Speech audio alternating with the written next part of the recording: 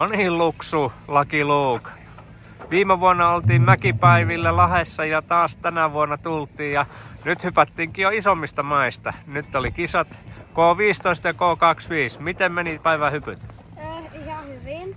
25 oliks mä 11. Joo. Siinä oli myös isompiakin.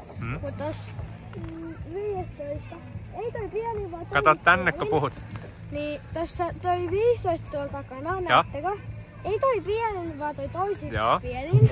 Niin siinä mä olin jaetun kakkonen. Aika hyvin meni. Eli ykkönen, sitten kakkonen ja mä olin toinen kakkonen. No niin, mahtavaa.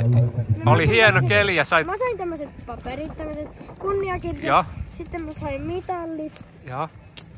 Ja sitten kun sai osallistumispalkinnon, mä otin lippiksen, tämmöisen morrilippiksen ja morrilasit, jos tuolla näkyy jossain. Joo, aika hienot on. Hienot on. Mä painan näissä kesällä. Loistavaa. Ja joskus varmaan kesällä, jos näette mut jossain, niin näette varmaan mut tää lippissä nää lasit. Tuutko taas ensi talvena mäkipäiville?